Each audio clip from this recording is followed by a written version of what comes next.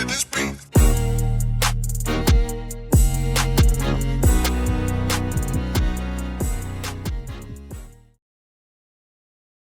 Welcome to another episode. Welcome to another episode of Gamecocks Talk with Captain Will. I am your man, Captain Will. Make sure you like, make sure you share, make sure you subscribe to Gamecocks Talk with Captain Will so I continue to bring you that gospel of Gamecocks every single day.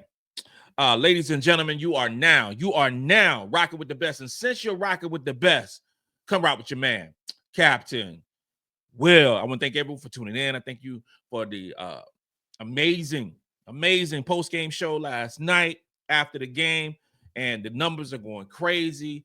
The show is growing and growing and growing. I appreciate all the love, and we got a good one today, y'all.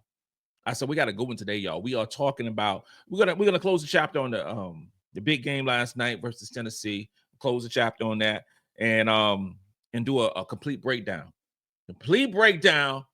of the stars, complete breakdown of why South Carolina, the three-time national champions, has done it again and continues on with his winning streak in terms of SEC play and trying to solidify the number one seed overall in the SEC tournament. SEC tournament will be here before you know it, y'all. Before you know it, we'll be camping out of the Greenville arena, the Bond Secures Arena. I think that's the name of it. Beautiful facility, really nice. It's gonna go down, and then after that, got Selection Sunday on March the 16th, and where South Carolina be number one seed. First two rounds in Colonial Life Arena, Columbia, South Kakalaki, and then move on to Birmingham, and then finally move on to Florida for the Final Four. South Carolina defeating a team like Tennessee last night. The significance of that is another ranked opponent in the SEC goes down. Five straight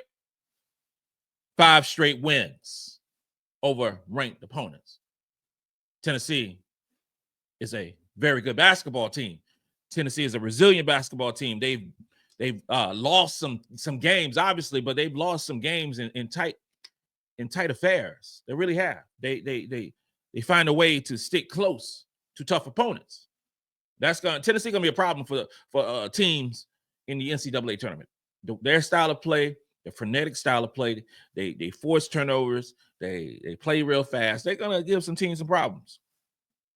The first quarter was an even match. The second quarter, South Carolina dominated. Third quarter, South Carolina dominated. Fourth quarter, Tennessee dominated. South Carolina ran out of gas. Still ended up winning and remained the number one team in the overall net ranking. Okay, number one still. I think we played 10 teams in the top 25, and we're 9-1 in those ball games. South Carolina is number two in the country in terms of 2-point percentage allowed.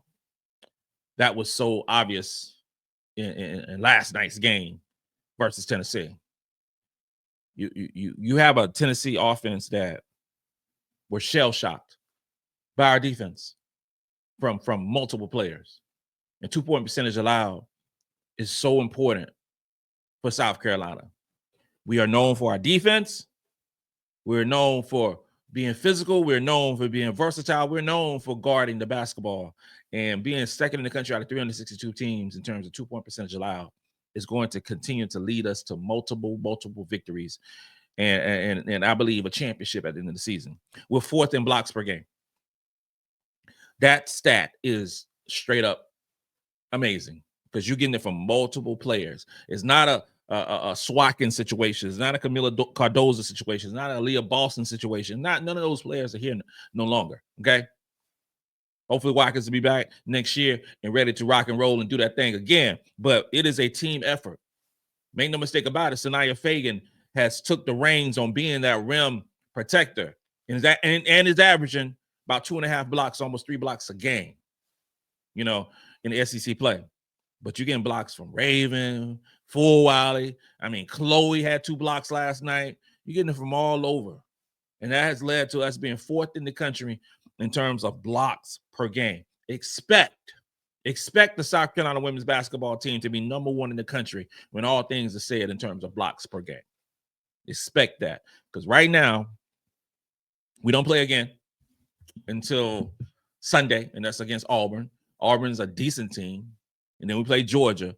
And we, you know, this is a much needed time, although SEC play is tough all across the board. But this is a much needed time to not play, you know, multiple teams in the top 15. Let some of these other teams get some of that smoke. Okay. We're fifth in field goal percentage allowed.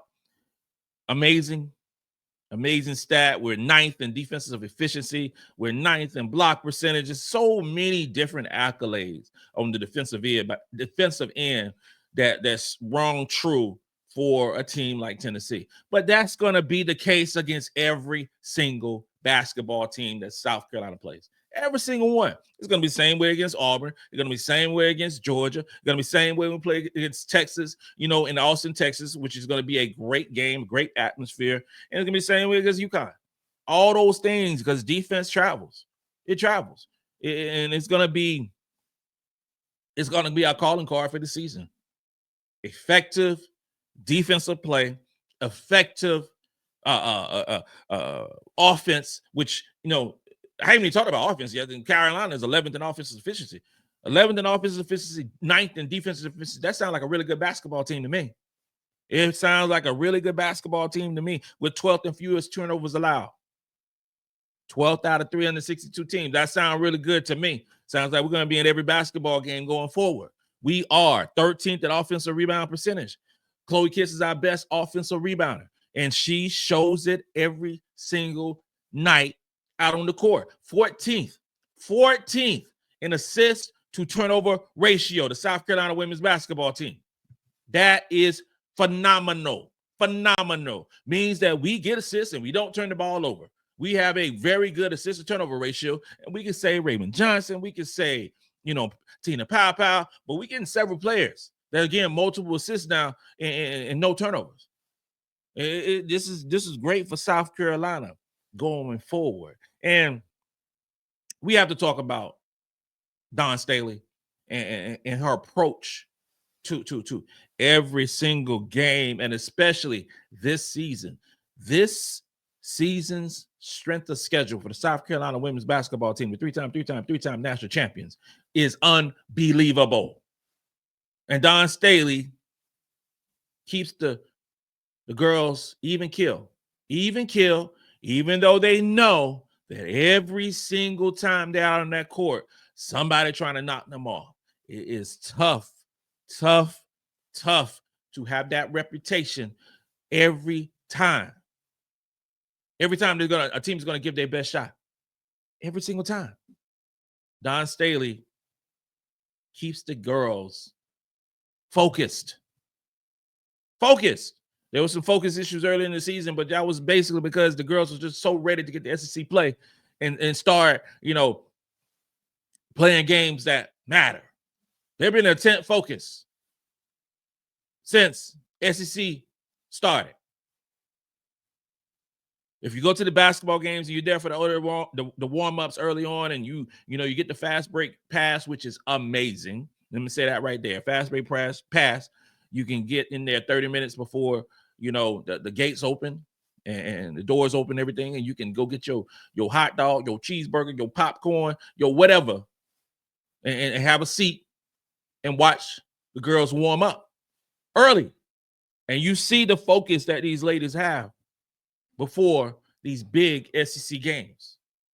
You know, Dawn's daycare, that was a big thing last season. I don't think that's that way this year.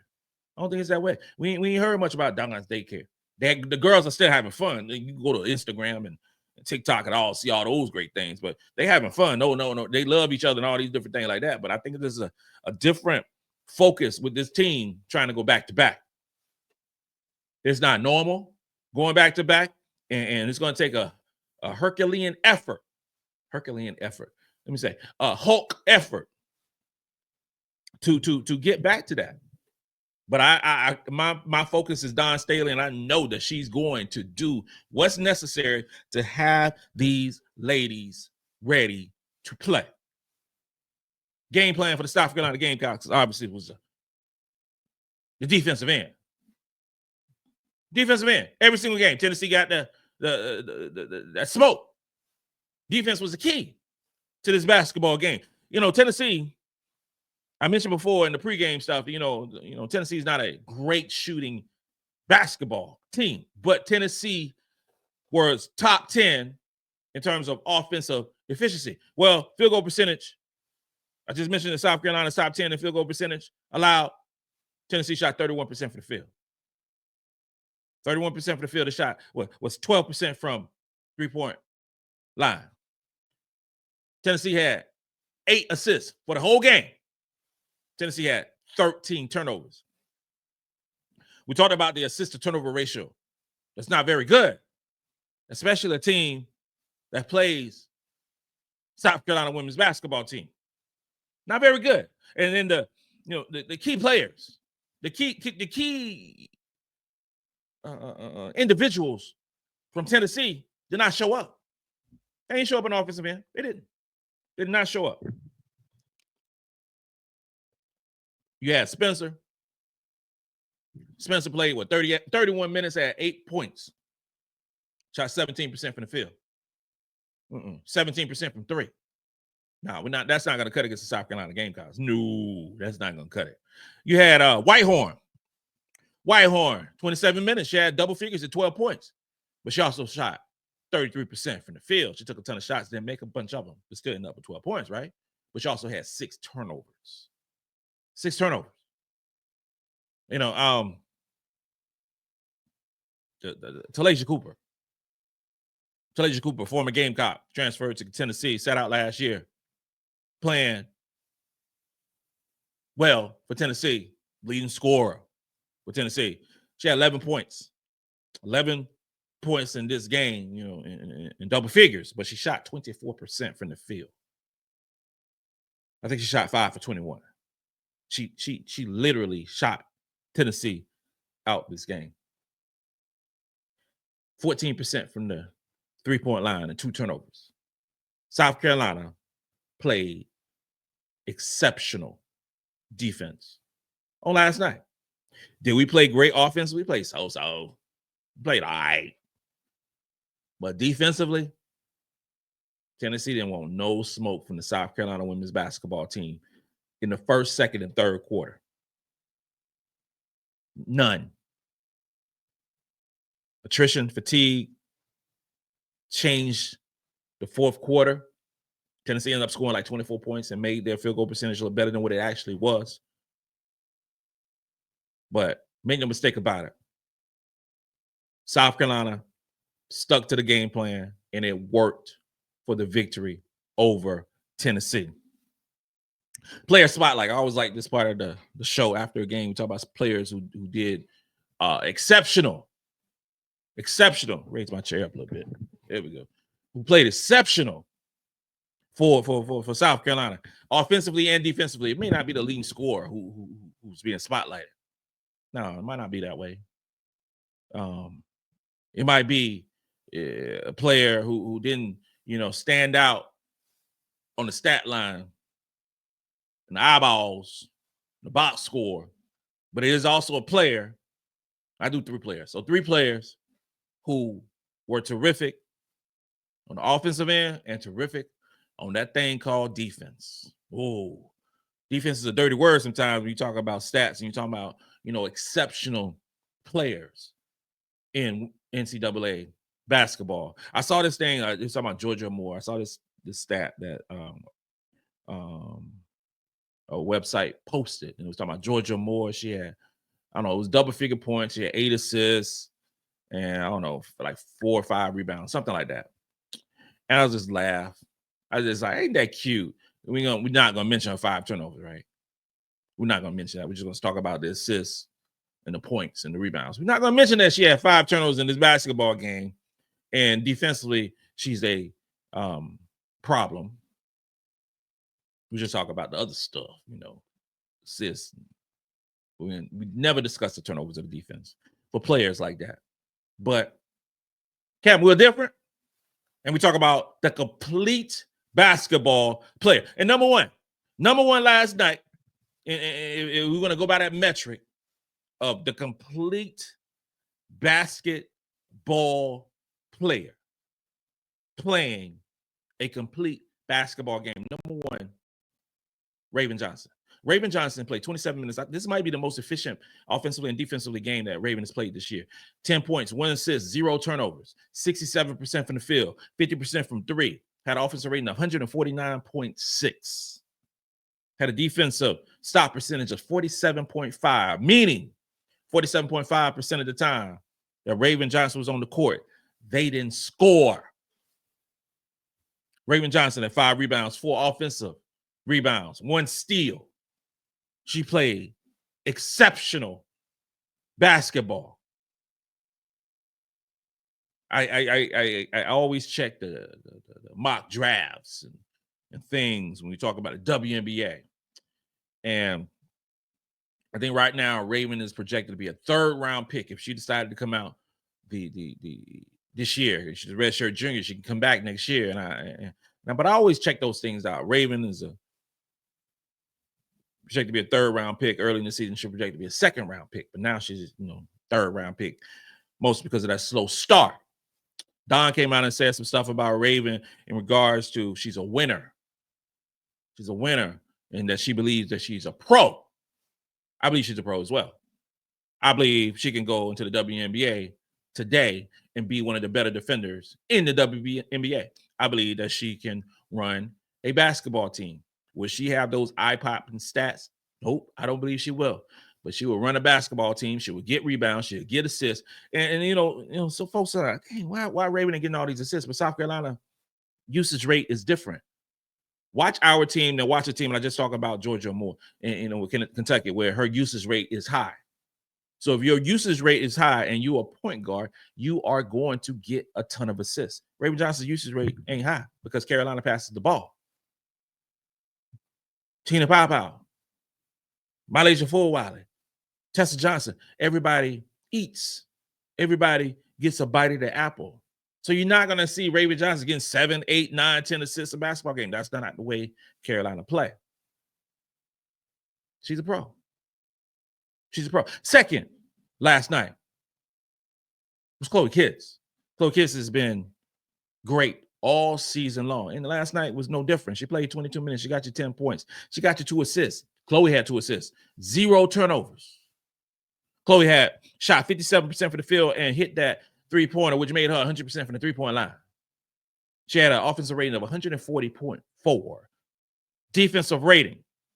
Defensive stop percentage of 69.9%. She's had 7 rebounds. 5 of them were offensive. 5 offensive rebounds. And I said it earlier that Chloe is our best offensive rebounder. Chloe had 2 blocks. Chloe's not a shot blocker. She had 2 block shots last night, and she also had a steal. Had a defensive rating of 84.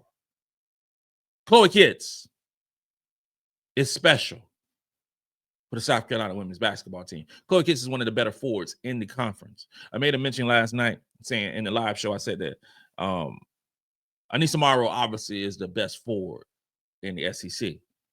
I said that Joyce Edwards was second best. I'll tell you like this right here. Chloe Kitts is right there with both of them. She's our leading rebounder, high field goal percentage, high 2-point percentage, averaging almost a double-double in about 20 to 22 minutes per game. Exceptional on defense.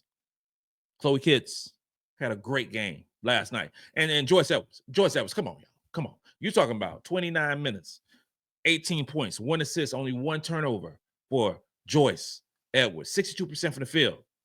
Offensive rating 114.2. Defensively, 44.2. Stop percentage, 5 rebounds. All of those rebounds were offensive rebounds.